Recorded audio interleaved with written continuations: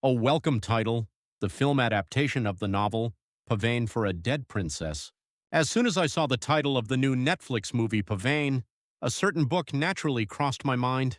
It is author Park Min-gyu's novel Pavane for a Dead Princess, which left a deep lingering impression on many readers in the late 2000s. It's a memory from so long ago that I can't even pinpoint exactly when I read it, but the shock delivered by its unique sensibility and narrative still remains in my mind. The fact that this masterpiece novel has finally been adapted into a film and come to us is more than enough to bring both great joy and a strange excitement to fans who remember the original work. Change in era from the nostalgia of the 80s and 90s to the modern day with smartphones. One of the biggest differences between the original novel and the movie is the setting of the era. The original novel faintly depicted the outskirts of Seoul in the transition from the 1980s to the 90s, a time when capitalism and lookism began to run rampant. On the other hand, although this movie Pavane does not specify an exact year, the sight of characters naturally using smartphones indicates that the setting has been shifted to at least the 2010s or later.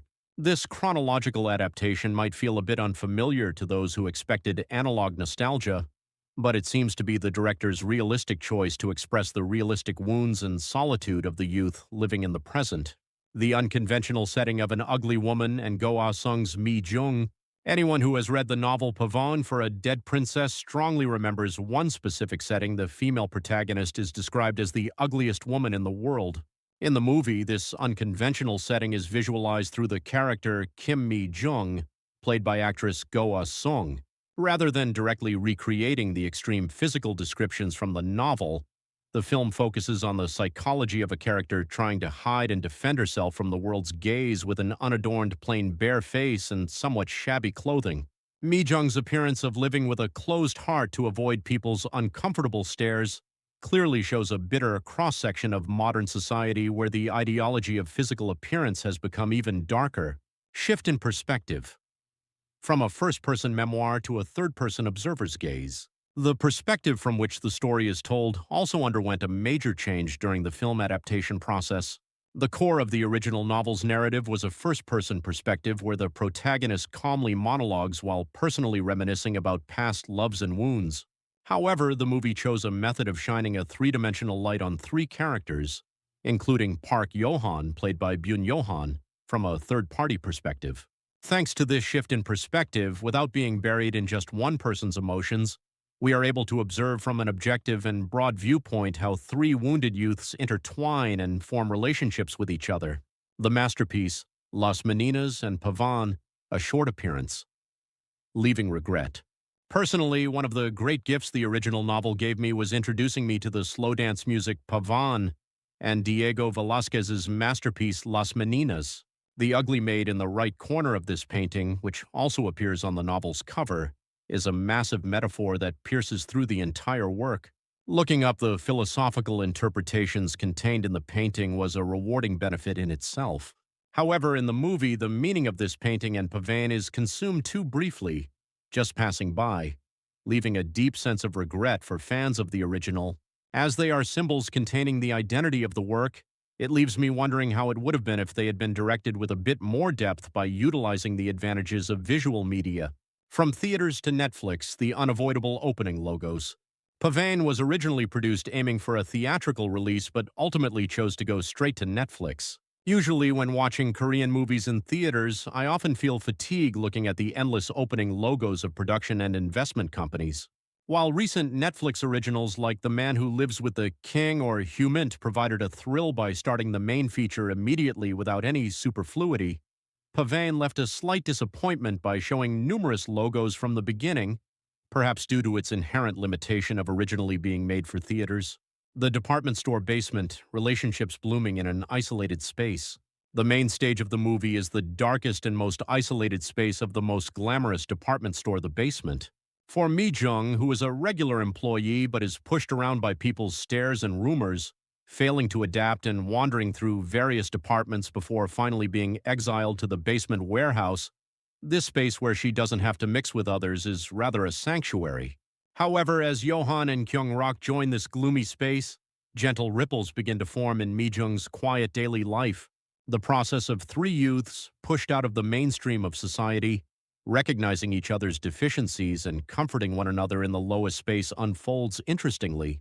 Discovery of a best scene. Kyung-rak's smile and skateboard, breaking the lethargy. Sometimes when watching a movie, apart from the overall entertainment value of the work, there is a magical moment where you fall in love with the film because of just one scene. In Pavane, the conversation scene between Lee Kyung-rak, played by Moon Sang-min, and Johan in the early part of the play was exactly that. Kyung-rak, who is working lethargically and expressionlessly, suddenly approaches Johan with a unique smile and playfully asks for his skateboard, saying, "Aren't we friends?" The atmosphere instantly changes, and the sight of Kyung-rak running coolly and joyfully through the underground parking lot instantly refreshes the sunken mood of the play and explodes the vitality of youth. This single lively sequence alone made the movie worth watching. The freshness of love at first sight and the cautious emotional lines of melodrama. The movie focuses a little more on the melodrama and love of the three youths rather than the deep philosophical introspection of the original work. Kyung-rak, who falls in love at first sight after seeing Mi-jung working silently in the dark basement, tries to be straightforward but approaches her cautiously, worried she might get hurt by the bad rumors within the department store. Meanwhile, Johan also tries to carefully look after Mi-jung from her side, protecting the relationship between the two. The moment when Mi-jung, who at first tried to somewhat reject the goodwill, finally opens her heart and sincerely confesses her feelings to Johan, is touching. The light of positivity that lingered on Mi-jung's face after that shows the power of love blooming even in a harsh reality. Johan's memorable lines and an ending, leaving a question mark. The lines flowing from Byun-Johan's mouth in the second half of the movie are quite impressive. Johan's lines such as, "The reason breakups hurt is that the sense of being alive you had while dating is shattered," and "Love is a misunderstanding but it doesn't last long," leave a bitter yet long-lingering effect. Meanwhile, the appearance of Lee Yi-dam in the role of Sarah, who recently appeared in 3 consecutive Netflix works and earned the modifier of a new Netflix civil servant, also stood out. However, reaching the final ending part that wraps up the narrative leaves a deep sense of regret and a question mark, making one wonder, did it really have to develop that way? The rediscovery of actors, making us look forward to their dazzling flight. Judging by overall standards, it might be difficult to assert that Pavane is a massively entertaining movie for the general public. However, the ensemble created by the 3 actors Go Ah-sung, Byun-Johan, and Moon Sang-min was flawlessly excellent. In particular, Moon Sang-min, who charmingly crafted the character of Kyung-rak, radiating a clumsy but sincere energy starting from his bright smile while skateboarding, is a great harvest. Just by confirming the growth of this reliable actor who is highly anticipated in the future, Pavane will be remembered as a youth melodrama that provides warm comfort